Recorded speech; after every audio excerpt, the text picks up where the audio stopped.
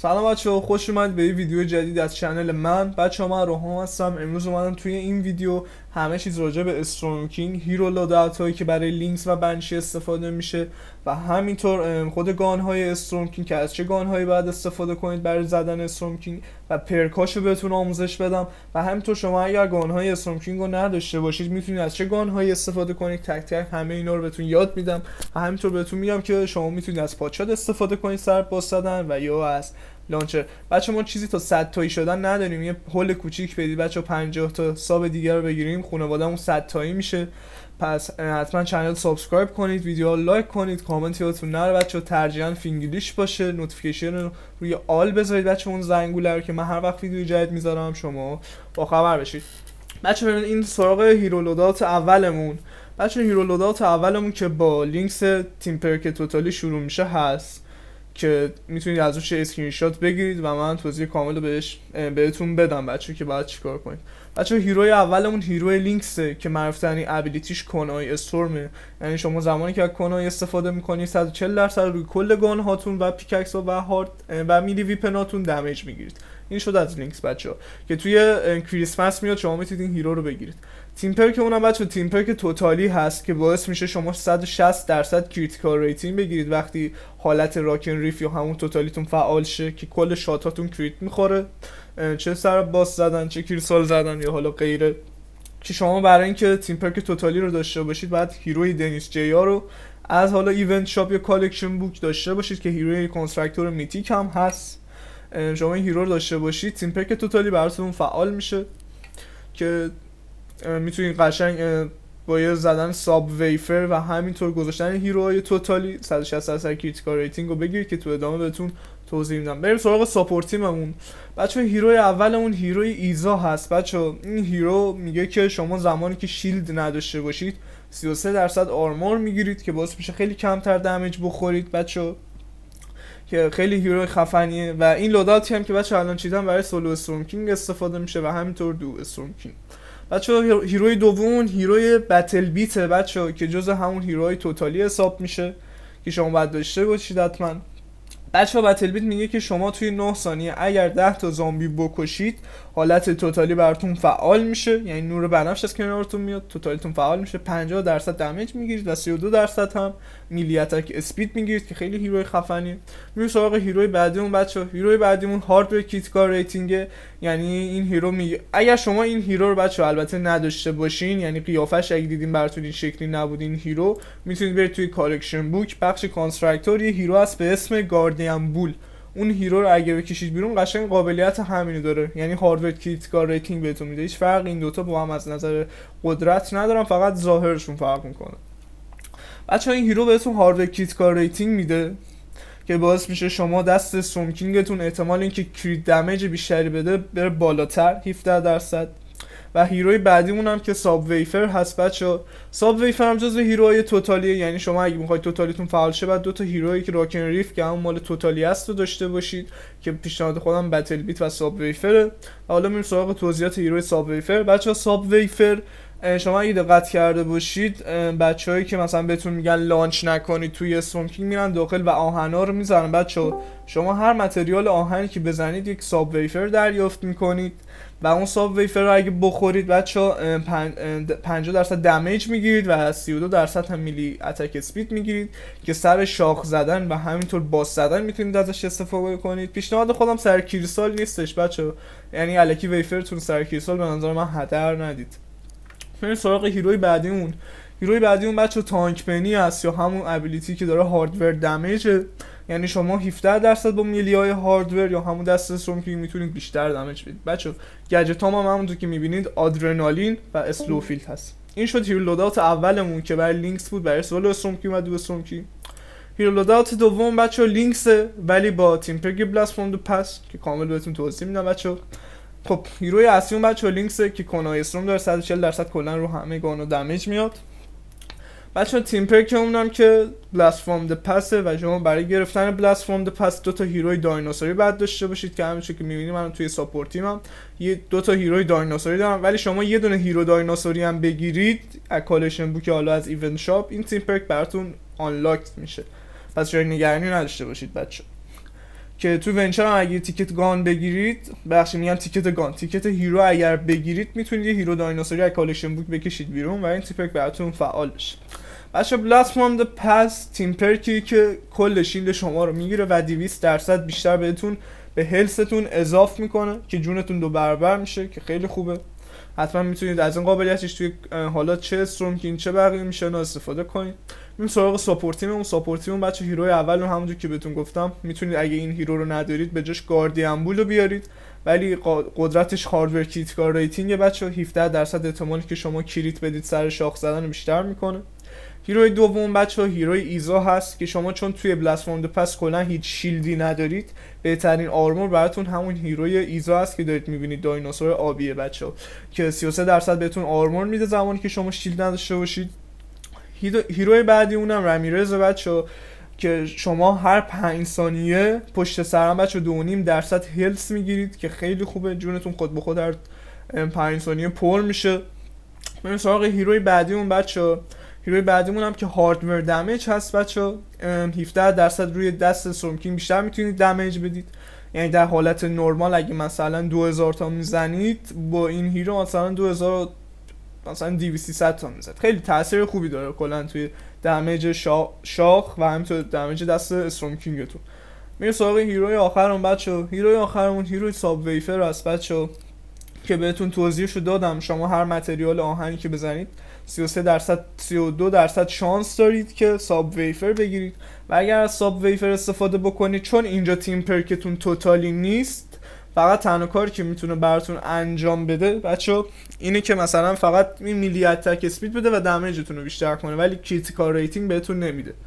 و بچه شما اگر توی اسکواد و تریو میخواید مثلا لوداوت بلاست استفاده کنید، به نظر من به جایی که مثلا ساب ویفر رو بردارید، بیاید اینجا تو بخش کانترکتور یه هیرو هست، اینجا ببینید فاستر اکسپلوژن بچه. این هیرو 17% بهتون لانچر دمیج میده که روی اتمایزر و لانچر استورم کینگتون و همینطور پاچاتتون 17% دمیج بیشتر میتونید بگیرید لانچر که خیلی خوبه. رو کل لانچر 17% میتونید بیشتر دمیج بدید. گجت ها هم تو که میدونید مثل سریای قبل آدرنالین و اسلوفیلد هست.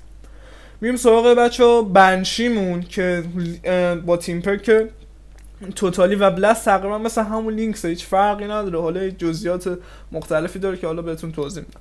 بچه ابیلیتی اصلی بنشی وارکرایش هست، یعنی نقطه قوتش وارکرایشه که بهتون 25% ویپن دمیج میده، 25% موومنت اسپید میگیرید و اتک اسپید هم میگیرید که سر شاخ زدن و جون آخر استورم کینگ استفاده میشه. این لوداتی که الان چیدم بچه برای دو استورم کینگ و همینطور اسکواد استورم کینگ استفاده میشه. بنشی با تیم پرک بلاست. ساپورتیمون هم همونجوری که میبینید بچه‌ها، چون تیم پرکمون بلاست هست بعد 2 تا هیروی دایناسوری داشته باشیم بچه‌ها که ما اینجا داریم. هیروی اولمون هیروی ایزا هست، 33% بهتون آرمور میده زمانی که شما شیلد نداشته باشید. هیروی دوممون رمیرزه که هر 5 ثانیه بار 2.5% بهتون هلس میده. هیروی سوممون بچه‌ها هاردور کریتیکال ریتینگ یا همون گاردین بول هست که 17% کریتیکال ریتینگ میده و باعث میشه شما کریت بدید. هیروی چهارممون هم همون تانک پنی یا هاردور دمیج، 17% دمیج دست استورم کینگتون رو بیشتر میکنه. و هیروی آخر همون فاستر اکسپلوژن که 17% بهتون لانچر دمیج میده و شما روی کل گان های لانچرتون 17% میتونید دمیج بیشتری بدید. گجت ها هم میتونید از آدرنالین و این رباتتون استفاده کنید. حالا شما اگر ربات نمیخواد استفاده کنید میتونید از اسلوفیلد مثل سری قبل استفاده کنید که پیشنهاد خودم همین اسلوفیلد بچه‌ها که هر 40 تا 45 ثانیه هم اگه فول کرده باشین براتون میمونه. بچه‌ها میریم سراغ هیرولودات بعدیمون بنشین تیم پرک توتالی که کامل بهتون توضیح میدم. حالا این نکته داره اینجا سر دو استورم کینگ و سولو استورم کینگ که الان بهتون میگم بچه‌ها برای تیم پرک توتالی با بنشی. بچه‌ها هیروی اولمون بنشی، توضیحاتشو بهتون دادم. هیروی ساپورت تیممونم اولین هیرومون که خودتون دیگه میدونید هیروی ایزا هست که 33% آرمور میده بهتون زمانی که شیلد نداشته باشید، واسه میشه خیلی دیرتر بمیرید و دمیج بخورید.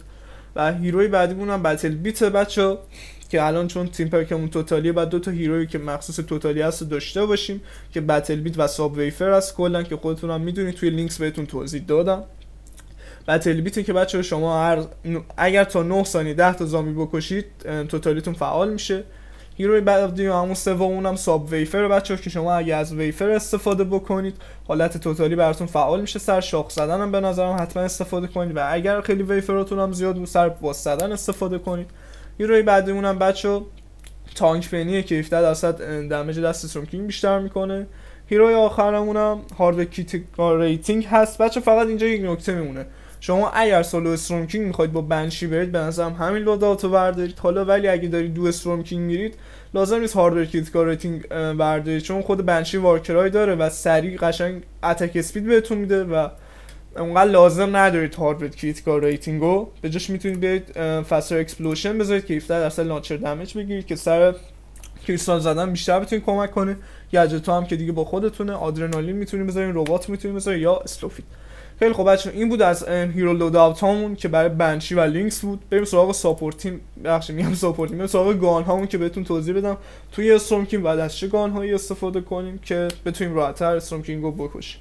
بچه‌ها میریم سراغ گان اولمون که لانچر استورم کینگ هست. همونجوری که میدونید خیلی گان گنگیه، واقعا گان خفنی که هم باش میتونید کریستال بزنید هم باس رو پارش کنید. بچه‌ها پرکش همونجوری که میبینید یک کریت دمیج، یک کریتیکال ریتینگ، المنت فیزیکال، کریت دمیج و فایر ریت هست. خیلی هستن به جای اینجا که مثلا فایر ریت بذارن دمیج رو میس مانستر هم باس دمیج میذارن، ولی به نظرم ارزشش رو نداره، لانچرتون رو کند میکنه یکم. همین فایر ریت رو که بذارید خیلی بهتره برای لانچر استورم کینگتون، همین پرکو بچینید خیلی بهتره، هم برای توتالی هم برای بلست و کلا برای لانچر بهترین پرک این پرک است. بریم سراغ گان بعدیمون بچه‌ها که اتمایزر است که سر جون آخر استورم کینگ استفاده میشه بچه‌ها، که حالا من 144 شون کرافتشون ندارم. بریم سراغ پرکاش بچه‌ها. پرک اولش که المنتش که انرژی 100%، یک کریت دمیج، یک دمیج، یک کریت دمیج و دمیج تو میس مانستر اند باس. بچه‌ها این پرکی که من الان گذاشتم فقط مخصوص توتالیه، یعنی کسایی که توتالی پلی میدن و میخوان سر جون آخرش ویفر بزنن حتما با این پرک اتمایزر جون آخرشو بزنن که یک دمیج فوق‌العاده میتونه به بادی استورم کینگ بده. حالا شما اگر توتالی پلی میدید بچه‌ها اینجا به جای یک کریت دمیج رو بکنید کریتیکال ریتینگ بچه‌ها، فقط برای کسایی که بلاست پلی میدن اینجا به جای یک کریت دمیج کریتیکال ریتینگ بذارید و بقیه پرکاش هم بذارید همون باشه. این سراغ گان بعدیمون بچه‌ها که پادشات هست که برای باز زدن استفاده میشه، فقط سر جون آخرش هم باز میتونید از پادشات استفاده کنید، ولی سر همون باز زدن استفاده کنید خیلی بهتره به نظرم، چون اتمایزر سر 44 قشنگ میتونه کارتون رو راحت کنه برای جون آخر استورم کینگ. بچه‌ها این پرکای پادشاتمون این هست: یک کریت دمیج، یک ریلود اسپید، المنت فیزیکال، یک کریتیکال ریتینگ و دمیج تو میس مانستر اند باس. بچه‌ها خیلی دیدم اینجا به جای ریلود اسپید مگزین سایز میذارن که تیر بیشتری داشته باشن. پیشنهاد خودم همون ریلود اسپید است، چون پاشات یکم ریلودش کنده و شما اگه ریلود اسپید بذارید سریعتر میتونید ریلود کنید و باسو جر بدید. و پرک شیشم هم بذارید خودش باشه بچه‌ها. حالا اگه دوست داشتید مثلا این پرک شیشم هم خوبه، هر 6 تا 6 ثانیه بچه‌ها اگه این پرک شیشم بذارید اون زامبی یا باسی که زدید دمیج فیزیکال میخوره پشت سرم تا 6 ثانیه. میریم سراغ گان بعدیمون بچه‌ها که سر شاخ زدن استفاده میشه و دست استورم کینگ هست. همونجوری که میبینید بچه این پرک برای پرک توتالیه. این پرکی که برای دست استورم کینگ هم چیدم: یک کریت دمیج، یک کریت دمیج، یه المنت فیزیکال، اتک اسپید و کریت دمیج. یعنی در کل ما 3 تا کریت دمیج داریم اینجا، یه اتک اسپید داریم، یه المنت فیزیکال داریم. این برای کسایی که توتالی پلی میدن و سر شاخ ویفر استفاده میکنن. حالا بچه‌ها کسایی که با بلاست پلی میدن به جایی که مثلا پرک سومتون کریت دمیج باشه بچه پرک سومتون رو بکنید کریتیکال ریتینگ که بتونید حداقل کریت بدید سر شاخ زدن. پس شد کسایی که توتالی پلی میدن 3 تا کریت دمیج پلی بدن، کسایی هم که با بلاست پلی میدن به جای که کریت دمیج رو بکنن کریتیکال ریتینگ.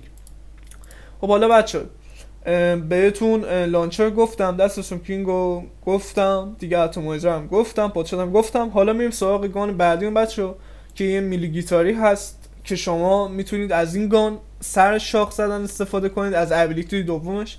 بچه‌ها این گان باعث میشه که شما وقتی میلی گیتاری از ابیلیتی دوم گانتون استفاده میکنید و میلی گیتاری رو میکوبید تو زمین و همینجور که بگذره دمیج گان رفیقتون رو بیشتر میکنه، حالا چه دست استورم کینگ چه لانچر چه هر چی. و باعث میشه بیشتر دمیج بدید. برای کسایی که حالا نفر چهارم هستن یا نسبتا بازیشون یکم ضعیف تره، میتونید سر شاخ زدن و یا همینطوری در حالت نرمال از این میلی گیتاری استفاده کنید، یعنی میلی گیتارتون رو بکوبید رو زمین و به دوستاتون باعث بشین که دمیج بیشتری بتونن وارد کنن به استورم کینگ، که اینم خیلی گان خوبیه. سر جون آخرش و سر شاخ زدن استفاده میشه. سر باز زدن هم میتونید استفاده کنید البته. حالا بچه‌ها شما اگر دست استورم کینگ نداشتید و می‌خواستید سر شاخ به دوستاتون کمک کنید، تنها گانی که شما میتونید جایگزین کنید به جای دست استورم کینگ بچه گان ساوند پاوند هست که گان خیلی خفنیه که میلی ویپنش هم با ساپورتیم یا همون هیرو لوداوت همون هم مچه. پرکش هم همونجوری که میبینید یک کریت دمیج، یک کریتیکال ریتینگ، المنت فیزیکال، اتک اسپید و کریت دمیج هست.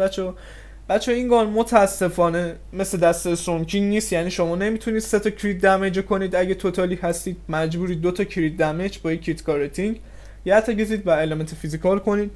برای توتالی و بلاست باید پرکش همین باشه، اصلا دستکاری نکنید پرک دیگه بذارید و پرک ششمش هم بذارید بچه پرک خودش باشه.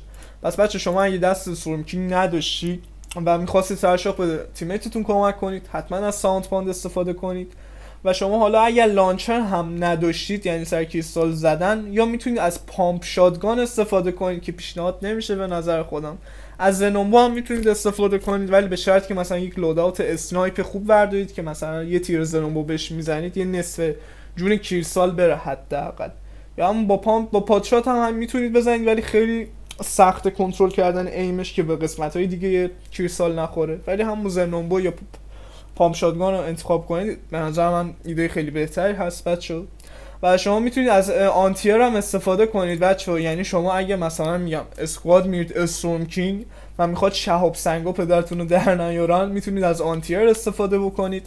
روی زمین همینجوری پشت سر هم آنتیر بکارید بچه‌ها که شهاب سنگا رو بزنه و شما دمیج اضافی از شهاب سنگ نخورید و پولتون الکی خراب نشه بچه. این بود از این ویدیو. من اکانتم به دلیل اینکه اکانت اصلیم پریده بچه نتونستم خیلی از گان‌های دیگر براتون بیارم، ولی تا اونجایی که تونستم سعی کردم بهترین حالت ممکن با اکانت خودم بهتون توضیح بدم بچه. حالا ان شاءالله پارت 2 هم میگیرم براتون، یه گان‌های دیگر که نتونستم معرفی کنم و توی سیزن بعدی بهتون آموزششو میدم که چجوری استفاده کنید و جایگزین کنید. این بود از این ویدیو. امیدوارم از ویدیو خوشتون اومده باشه بچه. حتما کانال سابسکرایب کنید تا ما 100 تایی بشیم خانواده‌مون، یعنی خانواده‌مون 100 تایی بشه که بریم کارهای خفن‌تری انجام بدیم. ویدیو رو لایک کنید بچه، یه کامنت فینگلیش برام بذارید و همینطور سابسکرایب یادتون نره و زنگوله هم نوتیفیکیشنش روی آل بذارید که من هر وقت ویدیو جدید میذارم شما با خبر بشید. تا ویدیوهای دیگه فعلا خدا نگهدار.